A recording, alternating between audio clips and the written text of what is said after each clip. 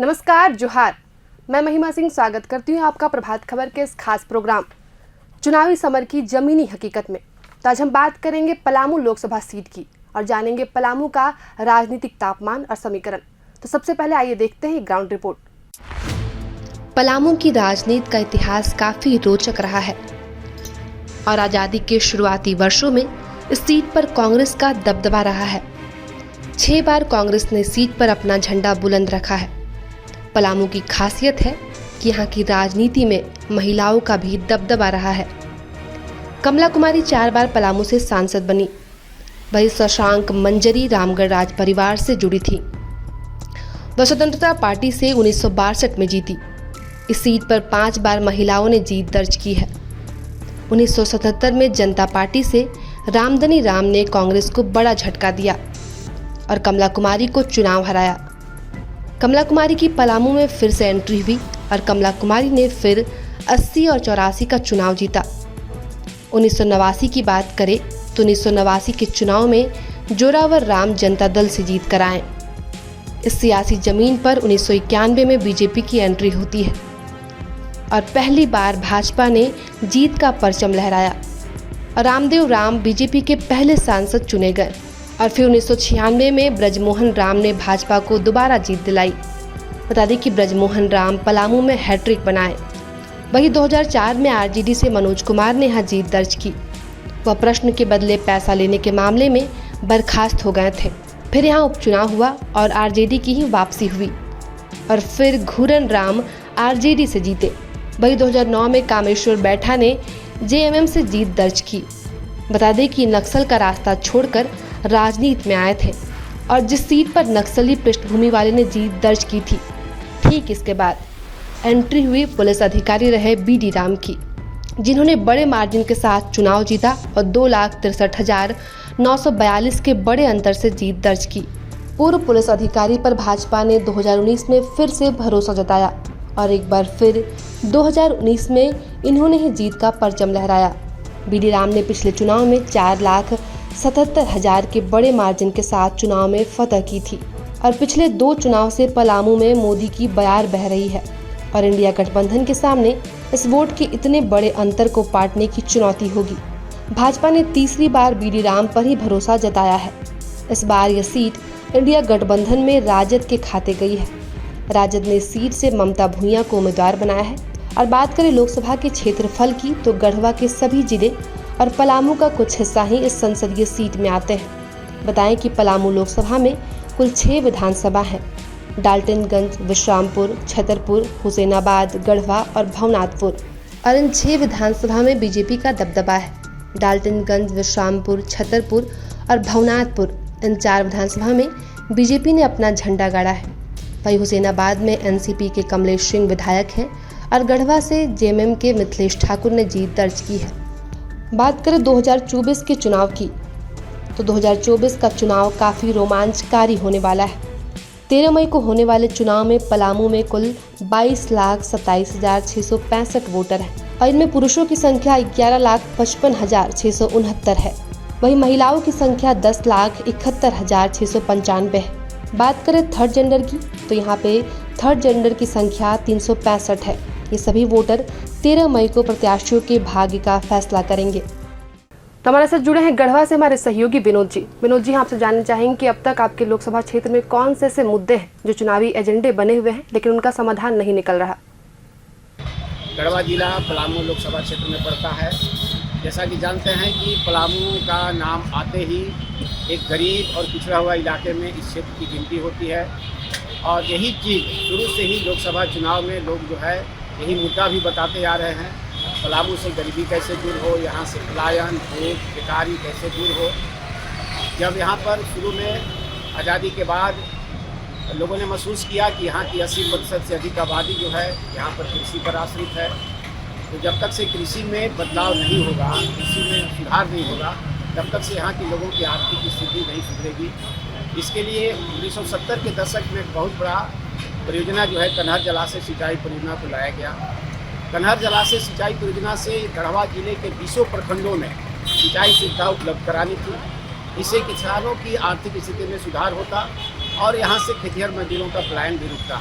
लेकिन दुर्भाग्य से 1970 से लगातार हर लोकसभा चुनाव में कन्हर जलाशय सिंचाई परियोजना मुद्दा बना, लेकिन इसको आज तक क्रियान्वित नहीं किया गया।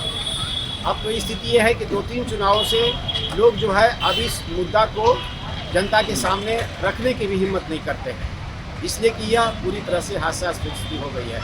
और अब हमारे साथ जुड़े हमारे सहयोगी पलामू से चंद्रशेखर जी। चंद्रशेखर जी, आपसे हम ये जानना चाहेंगे कि आपके लोकसभा क्षेत्र में कौन से ऐसे मुद्दे हैं जो प्रभावित करते हुए दिखते हैं, और क्या विकास आपके लोकसभा क्षेत्र का चुनावी एजेंडा है? पलामू की मूल समस्या पानी है। पानी की कमी दूर हो जाने से पलामू की बड़ी दुख खत्म हो जाएगी, लेकिन इस दिशा में अब तक काम सफल नहीं हो सका है। पलामू की लाइफलाइन कोयल नदी है, मार्च के महीने से सूखने लगती है, जबकि बरसात में तूफानी हो जाती है। अगर इस पानी को रोक लिया जाता तो पलामू प्रगति के पथ पर अब तक दूर निकल गया होता। पानी की कमी से खेत बंजर होते जा रहे हैं, वन संपदा भी नष्ट होती जा रही है। कृषि व वन पर पलामू की 80% आबादी निर्भर है। दोनों कमजोर होने के कारण पलायन बढ़ गया है। आज यही कारण है कि लोग पलायन रोजगार के लिए प्लान कर रहे हैं। हम बात करें पेयजल को लेकर, मेदिनीनगर नगर निगम बनने के बाद लोगों को एक उम्मीद जगी थी कि समस्या से समाधान मिलेगा, लेकिन गर्मी शुरू होते ही पानी संकट शुरू हो जाता है। आज हम सिंचाई की बात करें, सिंचाई के भी क्षेत्र में कई बड़ी परियोजना पर काम हुआ। पाकी बराज में 80% कार्य हुए, लेकिन कुछ कारणों से यह योजना लंबित है, वह बेकार और जर्जर होते जा रहा है। मलाई डैम से 200 करोड़ की लागत से कैनाल पक्कीकरण बनाया गया, इसका लाभ किसानों को नहीं मिल पाया। तो इस तरह से पलामू की स्थिति जो है बद से बदतर होते जा रही है। तो आपने देखा ये ग्राउंड रिपोर्ट, और अब इस चर्चा को आगे बढ़ाते हमारे साथ जुड़े हैं प्रभात खबर के ब्यूरो चीफ आनंद मोहन जी। सबसे पहले आपका खूब स्वागत है। हम सबसे पहले ये जानना चाहेंगे कि पलामू लोकसभा सीट की पृष्ठभूमि क्या रही है? देखिए, पलामू जो लोकसभा सीट है वो बहुत सपाट सीट नहीं है, बड़ा उबड़ खाबड़ सीट है। बड़ा जिसको कहें कि यहाँ पर एक बहुत ज़बरदस्त लड़ाई और तीखी लड़ाई होती रही है, लेकिन पिछले 2 बार से 2014 और 2019 से यहाँ मोदी बयार है, और उस मोदी बयार में बड़े ही मार्जिन से बीडी राम चुनाव जीतते रहे हैं, बड़ी आसानी से और बड़े मार्जिन से 4 लाख और 2 लाख का मार्जिन से वो चुनाव जीतते रहे। लेकिन अगर इसकी पृष्ठभूमि पर की बात करें और थोड़ा सा इसके इतिहास में जाएंगे आप, तो देखेंगे कि ये इस सीट पर जो आज़ादी की शुरुआती दौर थी उस पर कांग्रेस ने कब्जा जमाया था उस सीट पर, और लगातार कांग्रेस वहाँ मतलब एक बार अगर 62 में छोड़ दें, शशांक मंजरी जी जो रामगढ़ राजघराने से जुड़ी थी, उन्होंने एक बार 62 में चुनाव जीता, और एक 77 में जिसमें जब पूरे देश में कांग्रेस के खिलाफ हवा थी तो उस समय रामदिनी राम मोहन जनता पार्टी से जीते। लेकिन 1952 से लेकर के 84 तक लगातार वहाँ कांग्रेस जीतती रही। 2 शशांक मंजरी जी और रामदिनी राम को छोड़ दें तो 6 बार कांग्रेस वहाँ चुनाव जीती है कुल मिलाकर के। तो कांग्रेस का बढ़िया प्रभुत्व रहा, लेकिन 84 के बाद कांग्रेस वहाँ नहीं जीत पाई। और सबसे रोचक बात जो है इसमें, एक जानने वाली बात है कि इस सीट से बिहार के पूर्व मुख्यमंत्री भी चुनाव लड़ चुके हैं, जिनका नाम रामसुंदर दास हुआ करता था, चुनाव हारे हैं 1984 में। वो इनसे कमला कुमारी से चुनाव हार गए थे। और इसी सीट पर बिहार के स्पीकर रहे उदय नारायण चौधरी भी चुनाव लड़े थे। तो ये 2 बड़े शख्सियत थे जिसको पलामू ने मात दी है, और ये यहाँ से मात खा करके गए हैं। उदय नारायण चौधरी भी चुनाव लड़े पलामू से, वो चुनाव हार गए। उनकी बहन सुधा चौधरी हैं जो पलामू के छतरपुर से भी विधायक रही हैं। तो एक इस तरह का है। रामसुंदर दास चुनाव हार गए। कमला कुमारी एक बड़ा नाम रही है पलामू के पूरे राजनीति में, और जैसा कि आप जानती भी होंगे कि पूरे जो पलामू का जो इलाका है, उस इलाके में पहले जो शुरुआती दौर रहा इस पूरे चुनाव का 52 से लेकर के 84 तक में, उसमें महिलाओं की बड़ी भागीदारी रही। 5 बार महिला उम्मीदवार वहाँ जीती हैं। मतलब उम्मीदवार 2 ही थी, लेकिन 5 चुनाव लगातार 4 बार चुनाव जीतने का कमला कुमारी का रिकॉर्ड है। कमला कुमारी इंदिरा गांधी की कैबिनेट में उप मंत्री भी रही थी। तो कमला कुमारी एक शिक्षिका थी जो रांची में ही उनका स्कूल था, किसी स्कूल में प्रिंसिपल तक शायद जो जानकारी थी, और वो फिर पलामू गई और पलामू में लगातार 2 बार और फिर 2 बार 77 को छोड़ दें तो 2 बार वो 1967 से पहली बार जीती थी, फिर 71 में जीती, 77 में चुनाव हार गई, उसके बाद फिर 80 और 84 में जीती। 84 में कमला कुमारी का जो परफॉर्मेंस था वो कांग्रेस का आखिरी परफॉर्मेंस था पलामू में। उसके बाद फिर कांग्रेस नहीं जीत पाई। उसके बाद वहाँ जनता दल की एंट्री हुई, जनता पार्टी की एंट्री हुई, और 1991 में वो आपको रामदेव राम भारतीय जनता पार्टी के थे। 91 में वो उन्होंने जो ज़मीन तैयार की वो भाजपा की बड़ी ही उपजाऊ ज़मीन हो गई पलामू में, और ब्रिजमोहन राम लगातार 3 बार वहाँ से सांसद बने। तो जो लंबे समय का जो सबसे ज़्यादा सांसद बनने का वो कमला कुमारी का रिकॉर्ड है, लेकिन हैट्रिक लगाने का काम ये ब्रिजमोहन राम ने किया। 2004 में वहाँ से एक सांसद बने मनोज कुमार, जो पैसे लेने और प्रश्न पूछने के वजह में एक बड़ा स्टिंग हुआ था, उसमें बहुत सारे सांसद फंसे थे लोकसभा के, उसमें मनोज कुमार का नाम आया और वो बर्खास्त हो गए। उसके बाद फिर वहाँ घूरा राम चुनाव जीते राजद का। तो 2004 में जो मनोज कुमार चुनाव जीते थे उनकी संसदीय चली गई, तो उस सीट को फिर राजद ने ही अपने कब्जे में किया 2004 में। और 2009 में फिर एक अचानक यहाँ एंट्री होती है एक नक्सल का रास्ता छोड़ करके आने वाले कामेश्वर बैठा की। तो कामेश्वर बैठा यहाँ पर से चुनाव लड़े और जेएमएम पहली बार पूरी आज़ादी से लेकर के 2009 में पहली बार चुनाव पलामू से जीती। पलामू की एंट्री कामेश्वर बैठा के थ्रू हुई, और कामेश्वर बैठा एक कमांडर रहे, नक्सली का सेंडर किया, उसके सेंडर करके फिर मुख्य धारा में आए। और ये एक कॉन्ट्रास्ट ही है पूरे पलामू चुनाव का कि आप देखेंगे कि 2009 में कामेश्वर बैठा और 2014 में एक पुलिस अधिकारी की वहाँ एंट्री होती है। पहले एक नक्सली बैकग्राउंड के थे 2009 में, और 2014 में आ जाते हैं BD राम जो पूर्व DGP थे। तो बड़ा ही एक रोचक ये आप समझ सकते हैं कि पलामू के राजनीति का, और 2014 और 2009 में बड़ा ही कंफर्टेबल, बड़ा ही मार्जिन के साथ ये BD राम की जीत हुई है। सर, इसके बाद हम ये जानना चाहेंगे कि इस बार पलामू लोकसभा सीट में चुनावी समीकरण क्या है? चुनावी समीकरण बड़ा ही साफ है। चुनावी समीकरण में कुछ खास नहीं है। वो BD राम पर फिर भाजपा ने भरोसा किया है। 2014 और 19 के बाद BD राम को टिकट मिला। बहुत तरह की अटकलें थी, लेकिन उन अटकलों को खारिज किया। BD राम पर भाजपा को भरोसा है।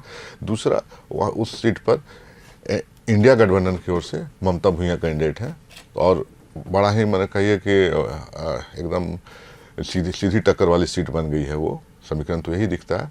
अब ममता भुइयाँ जो है झारखंड में मंत्री हुआ करते थे, दुलाल भुइयाँ, उनके छोटे भाई की पत्नी है। तो एक उस इलाके में ममता भुइयाँ का भी अपना एक वर्चस्व है। दूसरा, राजद का अपना समीकरण है। राजद का समीकरण उस पूरे पलामू चतरा वाले इलाके में एक मजबूत समीकरण है। और फिर BD राम के साथ मोदी लहर है, मोदी का इम्पैक्ट है, और 2 बार से चूंकि बड़े मार्जिन से जीते हैं तो ये बड़ी तो इस बार NDA और इंडिया के बीच में क्या चुनौतियाँ हैं? चुनौती दोनों को है। एक तो मुझे जो लगता है कि BD राम के एंटी इनकम्बेंसी का फैक्टर 2 बार के सांसद रहे, उसका हो सकता है। ममता भुइयाँ नया चेहरा है, वो एक है। लेकिन अगर आप पहले BD राम की ही चुनौतियों को देखेंगे तो इसमें अगर सीधा 2 ध्रुवों में अगर चुनाव जहाँ भी होता है कि डायरेक्ट फाइट हो 2 लोगों के बीच में, तो उस फाइट में थोड़ी बहुत मुश्किलें दोनों पक्ष को रहती है। क्या कि वो वोट का शिफ्टिंग अगर किसी के साथ दूसरे के साथ चला गया तो एक खतरा बना हुआ रहता है। तो इस बार वो खतरा पलामू में दिखता है कि मतलब चूंकि सीधे इंडिया गठबंधन ने बड़ा ही, अब कोई फ्रेंडली फाइट नहीं हुआ है इंडिया गठबंधन में, और तो एक समीकरण तो इसके इंडिया गठबंधन के पास है अपना। ममता भुइयाँ नया चेहरा भी है, लेकिन BD राम का जो 2 बार का परफॉर्मेंस है वो इतना बड़ा परफॉर्मेंस है, इतनी बड़ी लकीर है 2019 का, खास करके 2014 का, कि 2 लाख 4 लाख का वोट को मार्जिन को पाट पाना इंडिया गठबंधन के लिए थोड़ी सी मुश्किल हो सकती है। और दूसरा है कि जो सूचना आ रही है कि कामेश्वर बैठा, जो मैंने आपको बताया पहले कि जो 2009 में चुनाव जीत चुके हैं जेएमएम के टिकट पर, वो भी नॉमिनेशन कर सकते हैं। तो अगर कामेश्वर बैठा चुनाव में आते हैं तो एक तीसरा कोण उस पलामू में बन जाएगा। तो इस पूरे चर्चा में आपने पलामू की राजनीति समझा, वहाँ के मुद्दे क्या हैं, साथ ही हमने आपको पलामू लोकसभा सीट के ग्राउंड रिपोर्ट से भी रूबरू करवाया। तो हम फिर मिलेंगे अगले लोकसभा सीट पे चर्चा करने के लिए। शुक्रिया। प्रभातखबर.com, विश्वास वही, रफ्तार नहीं।